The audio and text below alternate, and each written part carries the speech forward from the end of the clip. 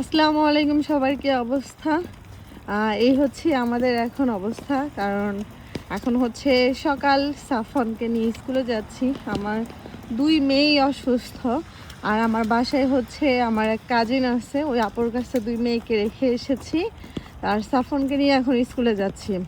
আর মোটামুটি 1 মাসের মতো প্রত্যেকটা দিন বৃষ্টি হচ্ছে। এ দেখেন বাইরে প্রচুর বৃষ্টি হচ্ছে, মানে ছাতা নিয়ে যেতে হয়। স্কুল তো আর বন্ধ দেওয়া যাবে না বাচ্চা কাচ্চা অসুস্থ না হলে। তা এখন সাফনকে নিয়ে যাচ্ছি, আর অপেক্ষায় আছি হচ্ছে যে স্নোফল কবে হবে। আমাদের ব্রিটিশ কলম্বিয়ার সাইডে এখনও পর্যন্ত স্নোফল হয়নি।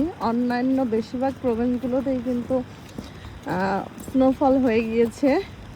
অপেক্ষায় আছি, কিন্তু অন্যান্য প্রভিন্সে এত বৃষ্টি হয় না যতটা বৃষ্টি কানাডার ব্রিটিশ কলম্বিয়াতে সাইডে হয়ে থাকে।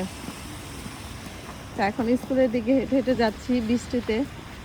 ছাতা ছাড়া কোনো উপায় নেই। অনেকেই আছে ছাতা না নিয়েও চলাফেরা করে, যে দেখতে পাচ্ছেন যে ছাতা না নিয়েই হেঁটে যাচ্ছে বৃষ্টির মধ্যে, হয়তো বা তার কাজে।